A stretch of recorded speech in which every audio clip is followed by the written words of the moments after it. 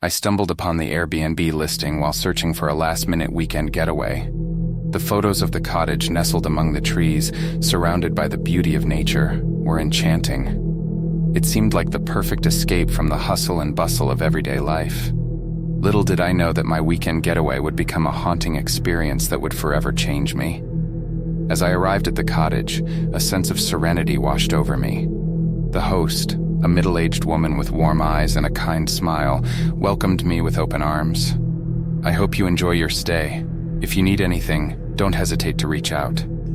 The cottage was even more charming in person, exuding a cozy atmosphere that felt like home. The wooden interiors and the crackling fireplace created the perfect ambiance for a relaxing weekend. Everything seemed idyllic, and I couldn't have been happier with my choice. But as the sun dipped below the horizon and darkness enveloped the cottage, a strange feeling washed over me. I attributed it to being in an unfamiliar place, but the unease persisted. As I settled into bed, a soft tapping sound echoed through the room. I brushed it off as the wind rustling the leaves against the window, but the tapping grew louder, more persistent. My heart pounded in my chest, and I reached for my phone to call the host for reassurance.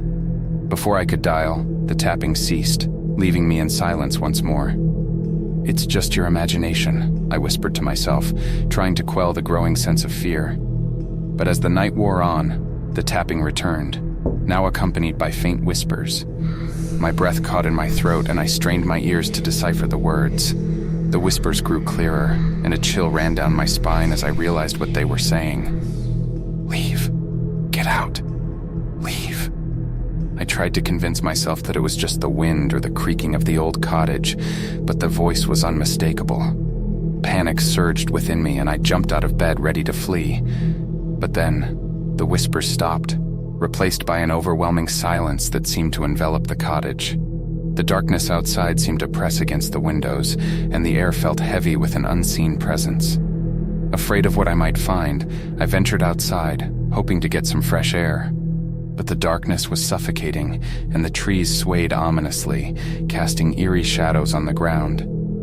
As I turned to go back inside, I caught a glimpse of something in the distance, a faint, ethereal figure standing among the trees. Its form was barely discernible, but the glint of its eyes in the darkness sent a shiver down my spine. Terrified, I rushed back into the cottage, locking the doors behind me. I tried to call the host, but my phone had no signal. Trapped in the darkness, I huddled in a corner, praying for the night to end.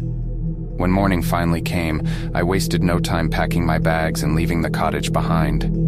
The host was puzzled by my sudden departure, but I couldn't bring myself to share what had transpired during the night. As I drove away, a sense of relief washed over me, but the memory of the haunting whispers and the ghostly figure lingered in my mind. I couldn't shake the feeling that something malevolent had been lurking in that cottage, something that wanted me gone.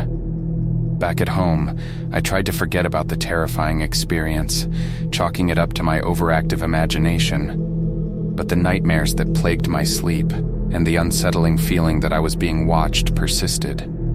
Determined to find answers, I researched the history of the cottage, hoping to uncover any dark secrets that might explain the paranormal occurrences. To my horror, I discovered that the cottage had a tragic past.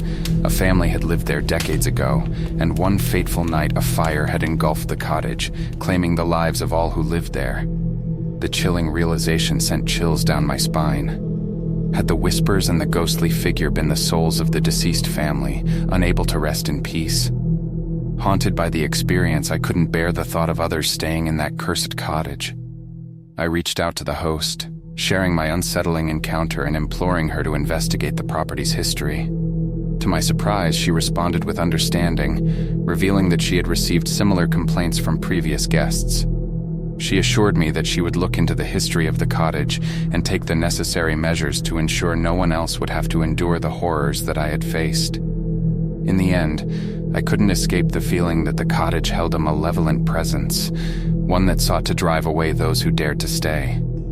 I can only hope that the host's investigation will bring closure to the restless spirits, and that the cottage will never again become a place of haunting and terror.